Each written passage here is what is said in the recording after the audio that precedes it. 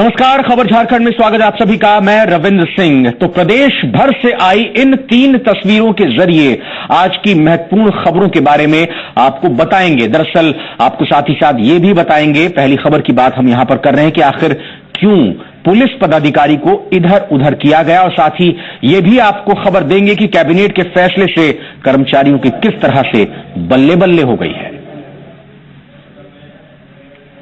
तो पहली खबर की आइए बात करते हैं। सीएनटी एसपीटी संशोधन बिल पर रघुवर सरकार अपनों के ही चक्रव्यूह में घिरते हुए नजर आ रही है। विपक्ष के तेवर तो कड़े हैं ही। अब पूर्व मुख्यमंत्री और पार्टी के वरिष्ठ नेता अर्जुन मुंडा ने एक चिट्ठी के जरिए संशोधन बिल पर पुनर्विचार करने की नसीहत दी है।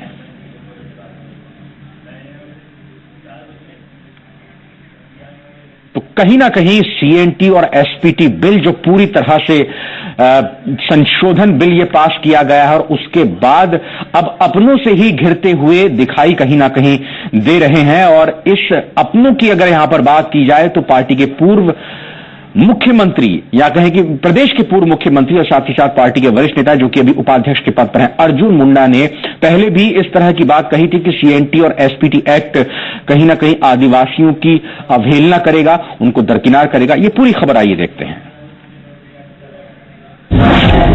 सीएनटी एसपीटी संशोधन बिल पर अपनों से घिरे रघुवर, अर्जुन के बगावती सुर, थोड़ा चिट्ठी बम। सीएनटी एसपीटी एक्ट संशोधन बिल पर विपक्ष तो रघुवर सरकार पर लगातार हमले कर ही रही है। अब इस मामले पर रघुवर अपनों के निशाने पर आ गए हैं। पूर्व सीएम और बीजेपी नेता अर्जुन मुंडा ने इस पर चिंता जताते हुए मुख्यमंत्री रघुवर दास को एक चिट्ठी लिखी है। इस चिट्ठी में अर्जुन मुंडा ने कहा है कि संशोधन से झारखंड के आदिवासी हाशिए पर चले जाएंगे। अर्जुन मुंडा ने यह भी कहा है कि आपको इस भरोसे के साथ ये पत्र भेज रहा हूं कि मुझे अपना और झारखंड का शुभ चिंतक समझकर मेरी बातों पर गंभीरता से चिंतन करेंगे। अखबारों के पढ़े हुए बयान पर पार्टी कोई अपना टिप्पणी नहीं कर सकता है। अखबारों के आधार पर कोई पार्टी टिप्पणी नहीं कर सकती है। जो मौजूदा हालात हैं, जिस प्रकार से मुख्यमंत्री आए दिन उस पर तल्ख टिप्पणियां कर रहे हैं और राजनीतिक गुंडागर्दी की संज्ञा दे रहे हैं, तो अब उनको बताना चाहिए कि मुख्यमंत्री जी को बताना चाहिए कि अर्जुन मुंडा जी क्या राजनीतिक गुंडागर्दी कर रहे हैं क्या आदिवासियों के पक्ष में खड़ा होना राजनीतिक गुंडागर्दी है? तो ये जवाब रघुवर दास जी को जल्द देना चाहिए। झारखंड की जनता भी आशान्वित है। जाहिर है सीएनटी एसपीटी एक्ट संशोधन बिल पर सरकार के लिए मुश्किलें बढ़ती जा रही हैं। खुद बीजेपी में इस पर 2 राय सामने आ रही हैं। लिहाजा अब देखना ये दिलचस्प होगा कि ऐसे हालात से पार्टी और सरकार कैसे निपटती है। सन्नी शारद, जी मीडिया, रांची। तो अब देखना होगा इस मुश्किल से किस तरह से रघुवर निकलकर आते हैं बाहर। दूसरी खबर की बात करते हैं। दूसरी खबर कांग्रेस की कलह को दरअसल दर्शा रही है। झारखंड कांग्रेस में कलह खुलकर सामने आ गई है। पार्टी कैसे आगे बढ़े, कैसे अपनी पार्टी को मजबूती दी जाए, इसको लेकर साहिबगंज में कांग्रेस कार्यकर्ता सम्मेलन का एक आयोजन किया गया था। लेकिन इस कार्यक्रम में पार्टी के कई दिग्गज पदाधिकारी, कार्यकर्ता और नेताओं ने हिस्सा ही नहीं लिया, जिससे अब यह सवाल बड़ा होता है, या कहें कि सवाल खड़ा हो रहा है कि कांग्रेस में क्या सब कुछ ठीक ठाक है। साहिबगंज कांग्रेस में कलह, कार्यकर्ता सम्मेलन में नहीं दिखी एकता। झारखंड में कांग्रेस को कैसे आगे बढ़ाया जाए, इसको लेकर साहिबगंज के राजमहल में कांग्रेस कार्यकर्ता सम्मेलन का आयोजन किया गया। इसमें पार्टी के अध्यक्ष सुखदेव और पार्टी विधायक दल के नेता आलमगीर आलम ने भी शिरकत की। लेकिन इस कार्यकर्ता सम्मेलन में कई दिग्गज पदाधिकारी, कार्यकर्ता और नेताओं की अनुपस्थिति से ये इशारा मिल गया कि पार्टी में सब कुछ ठीक नहीं है। खासतौर पर प्रदेश महासचिव बजरंगी प्रसाद यादव की गैर मौजूदगी ने कई तरह के सवाल खड़े कर दिए। बजरंगी प्रसाद यादव सम्मेलन से नदारद क्यों है, इस सवाल का जवाब पार्टी अध्यक्ष सुखदेव भगत के पास भी नहीं था। बस ये कहकर उन्होंने पल्ला झाड़ लिया कि पार्टी पूरी ताकत से आगे बढ़ने की रणनीति पर काम कर रही है। जो त्रुटियां हैं, जो कमियां हैं, कैसे उसको दुरुस्त की जाए, जन मुद्दों को लेकर कैसे संघर्ष का स्वरूप तैयार करने हैं। और हाल के दिनों में राज्य सरकार की नीतियां हैं, चाहे एसपीटी एक्ट, चाहे सीएनटी एक्ट हो, चाहे नोटबंदी की बात हो, जिससे आम जन काफी परेशान है, उन मुद्दों को लेकर कैसे एजुकेट भी करना है, कैसे उसका एजुकेशन भी करना है संवैधानिक तरीके से, ये सारे मुद्दों को लेकर आज हम लोगों ने सम्मेलन बुलाया था। आम सम्मेलन एक कार्यकर्ताओं का सम्मेलन है। साहिबगंज कांग्रेस में मनमुटाव, पार्टी से कार्यकर्ताओं की बढ़ रही है दूरी, जनाधार वाले नेता का नहीं हो रहा है सम्मान, कार्यकर्ता बीजेपी का थाम रहे हैं दामन। झारखंड में कांग्रेस का जनाधार लगातार खिसक रहा है, साहिबगंज में भी हालात बदतर हो रहे हैं। लगातार उपेक्षा से नाराज होकर कार्यकर्ता बीजेपी का दामन थाम रहे हैं। लिहाजा ऐसे में सवाल बड़ा है कि क्या प्रदेश नेतृत्व वाकई पार्टी के विस्तार के लिए जनाधार वाले नेताओं की जरूरत महसूस कर रही है या सिर्फ रस्म अदायगी कर रही है। निर्भय ओझा, साहिबगंज। जी हाँ, तो कहीं ना कहीं कांग्रेस के लिए दिक्कत तो है, लेकिन परेशानी नक्सलियों के लिए भी है। झारखंड में लगातार नक्सली बैकफुट पर नजर आ रहे हैं। अब इसी खबर की हम बात करेंगे। अगर हम ऐसा कह रहे हैं तो इसके पीछे कुछ ठोस कारण भी हैं। आखिर ऐसा क्यों कह रहे हैं हम, ये एक्सक्लूसिव रिपोर्ट आप देखिए। वो अब डर गए हैं लगातार हो रहे ऑपरेशन से। बैकफुट पर नक्सली। झारखंड में नक्सलियों के खिलाफ लगातार अभियान चलाया जा रहा है। सीआरपीएफ और पुलिस के कॉम्बिंग ऑपरेशन से नक्सलियों को लगातार पीछे हटना पड़ रहा है। हालांकि बीच बीच में नक्सली कानून को चुनौती देकर ये जरूर इशारा करते हैं कि उनका खौफ अभी खत्म नहीं हुआ। लोहरदगा के पेशरार के बुलबुल में यही तस्वीर देखने को मिली, जहां पुलिस और नक्सलियों के बीच मुठभेड़ हुई। दरअसल सीआरपीएफ और पुलिस नक्सलियों के खिलाफ सर्च ऑपरेशन चला रही थी।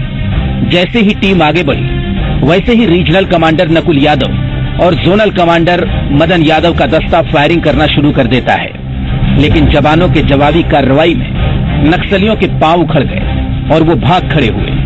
दरअसल 1 महीने पहले ही लोहरदगा पुलिस ने नकुल यादव के भाई और लेवी के पैसे को मैनेजमेंट करने वाले रोहित यादव को गिरफ्तार किया था।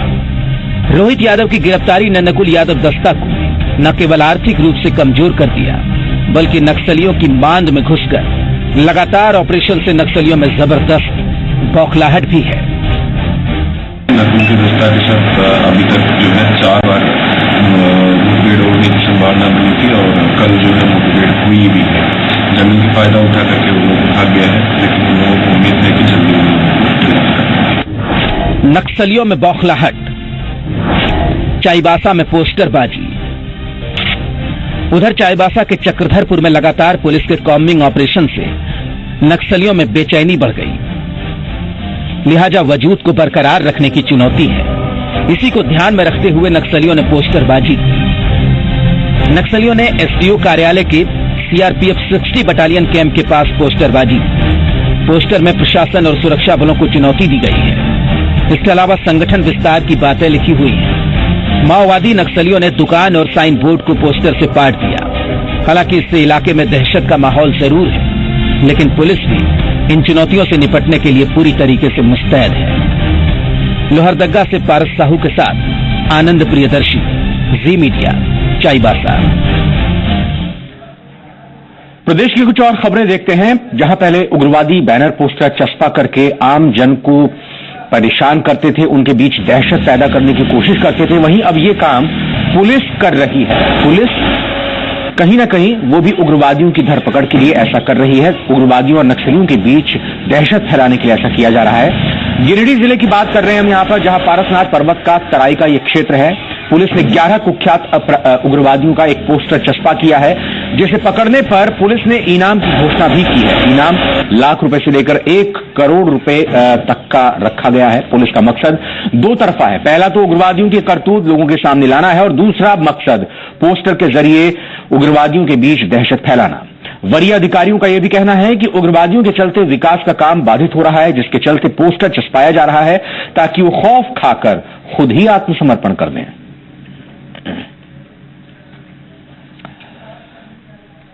झारखंड सरकार ने राज्यकर्मियों को सौगात दी है। कैबिनेट की बैठक में महंगाई भत्ते में 7% बढ़ोतरी पर सहमति बनी। अब राज्यकर्मियों को 125% की जगह 132%, 132% महंगाई भत्ता मिलेगा। इसके अलावा कैबिनेट की बैठक में कैशलेस खरीदी बिक्री को बढ़ावा देने के लिए 5,000 रुपए से कम के मोबाइल फोन को वैट से मुक्त करने का फैसला लिया गया है। साथ ही कैबिनेट ने कृषि विभाग के लिए 73 करोड़ रुपए मंजूर किए हैं। ऊर्जा विभाग में विद्युत संचरण की योजना को भी स्वीकृति मिली है। आज रांची में हुई कैबिनेट की बैठक में कुल 7 प्रस्ताव मंजूर किए गए।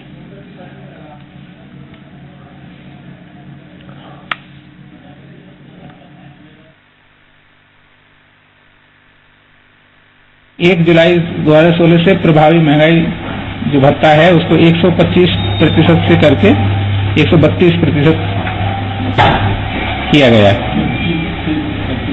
हाँ, यानी 7% बढ़ोतरी होगी।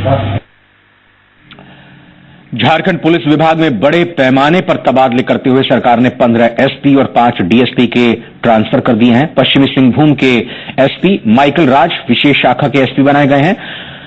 खूंटी के एसपी अनीश गुप्ता पश्चिमी सिंहभूम के एसपी बनाए गए हैं। रामगढ़ एसपी एम तमिल राज्यपाल के परिसहाय एसपी बनाए गए हैं। सरायकेला खरसावां एसपी इंद्रजीत मेहता को पलामू का एसपी बनाया गया है। एसीबी के एसपी आलोक को गढ़वा का एसपी बनाया गया है। सीआईडी एसपी जय रॉय को जामताड़ा का एसपी बनाया गया है।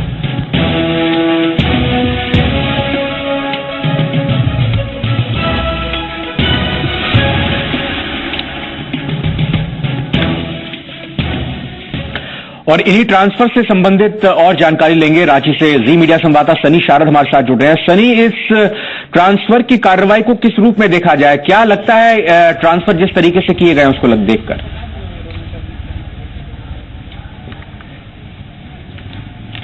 जी बिल्कुल, देखिए 15 आईएएस अधिकारी और 5 जेपीएससी के अधिकारियों का ट्रांसफर किया गया है। तमाम कह सकते हैं कि जिलों के एसपी का तबादला किया गया है लगभग, क्योंकि झारखंड में 24 जिले हैं और यदि उसमें से 15 एसपी का तबादला कर दिया जाए तो समझा जाता है कि पूरी तरह से कहीं न कहीं नए सिरे से जो टीम है वो खड़ा करने की कोशिश की गई है। लेकिन जो विपक्ष है, जो हर मामले पर सरकार पर सीधे तौर पर निशाना साधता है, वो भी इस पर राजनीति कर रहा है। हालांकि जिस तरह से आज गोड्डा में जमीन को लेकर जो लोगों का विरोध रहा और उसमें पुलिस प्रशासन थोड़ी विफल नजर आई, तो गोड्डा एसपी का भी तबादला कर दिया गया है। हालांकि ये तबादले की कार्रवाई तो पहले से ही शुरू हो चुकी होगी, लेकिन जो तबादले की लिस्ट जारी हुई है उसमें गोड्डा के एसपी संजीव कुमार का भी नाम है, जिन्हें पश्चिमी सिंहभूम का एसपी बना दिया गया है। अभी हरिलाल चौहान जो राजभवन में राज्यपाल के परिसहाय एसपी थे, उनका तबादला किया गया है गोड्डा के एसपी के रूप में। वहीं जो कह सकते हैं कि एक संभावना जताई जा रही थी कि कैशलेस और नोटबंदी के बाद जो नेट बैंकिंग का चलन बढ़ेगा, उसमें झारखंड का कोडरमा जिला में जामताड़ा जिला काफी बदनाम रहा है, वहां का कर्माटांड़ इलाका। अभी जो सीआईडी में एसपी थी डॉक्टर जया राय, उन्हें जामताड़ा का एसपी बनाया गया है। तो कह सकते हैं कि एक तरह से सरकार ने कहीं न कहीं तैयारी कर रखी है कि किस अधिकारी, कौन सा अधिकारी किस लेवल का है और क्या कुछ कर सकता है, उसी आधार पर तबादला भी किया गया है। गढ़वा के एसपी का भी तबादला किया गया है। वहां अभी जो एंटी करप्शन ब्यूरो में आलोक एसपी थे, उनका तबादला गढ़वा कर दिया गया है। शुक्रिया शारद, बहुत बहुत धन्यवाद आपका इस पूरी खबर पर विस्तार से जानकारी देने के लिए। आगे बढ़ते हैं। बिहार की तरह ही शराबबंदी अब झारखंड में भी एक आंदोलन का रूप लेती जा रही है। पाकुड़ के महेशपुर में महिलाओं ने शराबियों को सजा देने का बीड़ा उठाया है। महेशपुर के सोनारपाड़ा के 100 से ज्यादा महिलाएं गोलबंद होकर शराबबंदी की आवाज को बुलंद करने लगी हैं। शराबखोरी बंद करो, लामबंद हुई महिलाएं। अब शराब का होगा समूल नाश। नारेबाजी करती महिलाओं ने अब शराब के खिलाफ आर पार की लड़ाई छेड़ दी। महिलाओं के साथ अब इस आंदोलन में बड़ी तादाद में लोग जुट गए। महिलाओं ने अवैध शराब बिक्री के खिलाफ आंदोलन शुरू करते हुए शराब माफियाओं को रिहायशी इलाकों से दूर रहने का अल्टीमेटम दे दिया। एकजुट महिलाओं ने प्रखंड कार्यालय पहुंचकर सीओ को शराब के खिलाफ हस्ताक्षर करके आवेदन भी दिया है।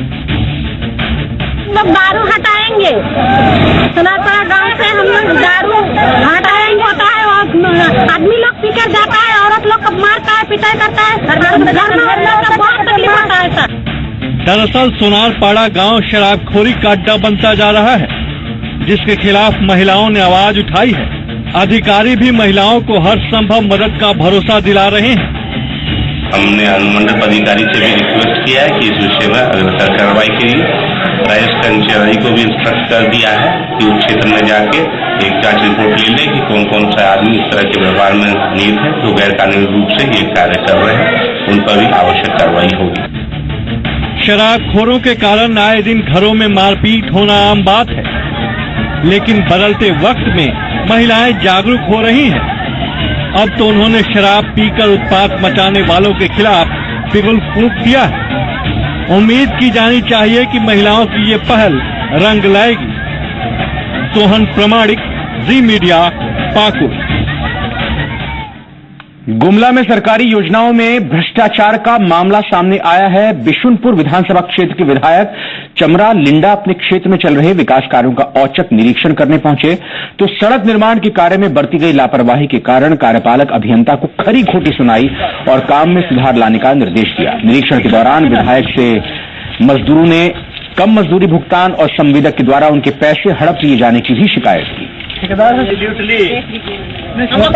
पेमेंट दूध सप्ताह का 1314 रुपया बाकी है। ठेकेदार देबू कहला कराए के भाई गिलक 1400 बाकी कितना पेमेंट करबू कहला कर बीच में आके पेमेंट नहीं करला कर करवाए के सबके भाई गिलक एक दिन में 140 रुपया देते रहे। वहाँ पैसा नहीं मिले। गोड्डा जिले में मोतिया और बक्सारा पंचायत में आज उस वक्त हंगामा शुरू हो गया जब एक निजी पावर प्लांट लगाने को लेकर आम सभा रखी गई थी। कार्यक्रम की शुरुआत के साथ ही कुछ लोगों ने विरोध करना शुरू कर दिया। लोगों ने पुलिस पर पत्थरबाजी भी की, जिसके बाद पुलिस ने भी लाठी भांजी, जिसमें कई लोग घायल हो गए। विरोध में आम लोगों के साथ जेवीएम नेता और उनके समर्थक भी मौजूद थे। आम सभा रैयतों की अधिग्रहित भूमि को लेकर बुलाई गई थी। हालांकि विरोध की आशंका पहले से ही जताई जा रही थी, इसीलिए प्रशासन ने भारी सुरक्षा बल भी तैनात कर दिया था। उधर मुख्य रैयतों का कहना है कि वो कंपनी के साथ हैं और जिले के विकास के लिए अपनी जमीन देने को तैयार हैं। उधर गांव के मुखिया ने भी कहा है कि जमीन अधिग्रहण में सभी को मुआवजा एक समान ही मिलना चाहिए। हम लोग सब तैयार हैं देने के लिए जमीन। हम लोग को कोई तकलीफ नहीं है। हम लोग रानी के साथ हैं, जमीन हम लोग साथ देने के लिए तैयार हैं। तो आज जो पत्थरबाजी हुई उसको क्या करना चाहिए? पत्थरबाजी तो जिसका जमीन नहीं जा रहा वो लोग कर रहा है। हमको बिजली चाहिए, हमको यहाँ का विकास चाहिए, इसलिए जो है हम लोग यहाँ पर ये कर रहे हैं। हम लोग का मांग यही है रैयत को अधिक से अधिक लाभ मिले, चाहे धानी 1 रहे, चाहे धानी 2 रहे, चाहे धानी 3 रहे। और जो बिना गैर रैयत है, यहाँ पर लोग जो बाहर कमाने के लिए पलायन करने के लिए जाता है, उसको सबों को रोजी रोजगार मिले। बातें कही गई कि हम लोग को जो पैसा है, जो कैटेगराइजेशन ऑफ जमीन है, सबको एक जैसा समान कुछ मिलना चाहिए और यहाँ का विकास होना चाहिए, अस्पताल होना चाहिए। रामगढ़ की आबोहवा में जहर घुल गया है। स्पंज आयरन फैक्ट्रियों से निकलने वाले जहरीले धुएं से न केवल आम लोग बल्कि आर्मी जवान भी गंभीर बीमारियों के शिकार हो रहे हैं। लिहाजा अब सैनिकों के सामने इससे निपटने की बड़ी चुनौती सामने आ गई है, क्योंकि प्रशासन सिर्फ कोरा आश्वासन दे रहा है। ये रिपोर्ट देखिए। स्पंज आयरन के प्लांट से निकल रहा है जहरीला धुआं, लोग पड़ रहे हैं बीमार, आर्मी के जवान भी चपेट में, एक जंग ये भी। रामगढ़ में स्पंज आयरन प्लांट के चिमनियों से निकल रहा यह धुआं के आबोहवा में जहर घोल रहा है। आम जनता तो परेशान है ही, आर्मी के जवान भी इसकी वजह से गंभीर बीमारियों के शिकार हो रहे हैं। खासतौर पर सर्दी के मौसम में हालात बद से बदतर होते जा रहे हैं। लिहाजा आर्मी ने इससे निजात पाने के लिए प्रशासन से गुहार लगाई है। हेल्थ प्रॉब्लम हो रही है, जवानों को खांसी वगैरह हो रही है उससे, और चेस्ट इन्फेक्शन वगैरह होती है। तो मैंने यही रिक्वेस्ट किया था प्रशासन से पहले भी, जो इनके फैक्ट्रीज में इंस्ट्रूमेंट्स लगाए हैं जिससे ये पॉल्यूशन ना हो, उसका थोड़ा सा चेक करें। दरअसल रामगढ़ में विगत 10 सालों में स्पंज आयरन का कारोबार काफी जोर शोर से पनपा है। यहाँ कई स्पंज आयरन की फैक्ट्रियां हैं, लेकिन ये फैक्ट्रियां प्लांट में प्रदूषण को कंट्रोल करने वाली मशीन नहीं लगा रही। जिससे खतरा लगातार बढ़ता जा रहा है। लेकिन इसे रोका कैसे जाए, इसका कोई ठोस जवाब प्रशासन के पास नहीं। और कहीं भी अगर एनवायरमेंट का क्लियरेंस का रूल्स एंड रेगुलेशंस का अगर नहीं अनुपालन किया जा रहा है तो त्वरित कार्रवाई भी किया जा रहा है। फिलहाल हम लोग एनवायरमेंट का जो ऑफिसर हैं उनसे भी रिपोर्ट मांगे हैं और रिपोर्ट में कुछ गड़बड़ी या पाई जाएगी या ऐसा आएगा कि कंपनी के द्वारा सही नियम नहीं अनुपालन किया जा रहा है तो उन पर कार्रवाई किया जाएगा। लाइलाज होते जा रहे इस मर्ज को देखते हुए स्थानीय लोगों ने भी आवाज उठाई, लेकिन नतीजा सिफर ही रहा। डॉक्टरों का भी मानना है कि समय रहते इसे रोका नहीं गया तो समस्या विकराल होती जाएगी। हम लोग को बहुत परेशान कर रही है, बहुत ज्यादा प्रदूषण छोड़ रही है। हम लोग का खाना पीना तक मुश्किल हो गया है। हम लोग गंदगी साफ करते हैं पानी से और पानी ही गंदा हो जाएगा, हम लोग करेंगे क्या? पेशेंट को जल्दी अफेक्ट करेगा, वीक रहते हैं उनका सब जल्दी कुछ बदमाशी हो सकता है, लास्ट में कैंसर का रूप हो सकता है। कार्रवाई का भरोसा दिया जा रहा है, लेकिन अभी इसे धरातल पर नहीं उतारा गया है। लिहाजा सवाल बड़ा है कि क्या प्रदूषण के इस काल कोठरी से लोगों को निजात मिलेगी। झूलन अग्रवाल, जी मीडिया, रामगढ़। रांची यूनिवर्सिटी के कुलपति इस्तीफा देंगे या फिर अपने पद पर बने रहेंगे, इस पर चर्चा अब ये कह सकते हैं कि विराम लग गया है, क्योंकि राज्यपाल द्रौपदी मुर्मू से मिलने के बाद कुलपति रमेश पांडेय ने स्पष्ट कर दिया है कि वो अपने पद पर बने रहेंगे। कुलपति ने कहा कि राज्यपाल से मिलकर उन्होंने अपनी पूरी व्यथा बताई है कि किस तरह से छात्रों ने उनके साथ दुर्व्यवहार किया है। बताया जा रहा है कि राज्यपाल के समझाने के बाद कुलपति ने इस्तीफा नहीं दिया है। साथ ही रमेश पांडेय ने उन छात्रों को भी माफ कर दिया है जिन्होंने उनके साथ दुर्व्यवहार किया था।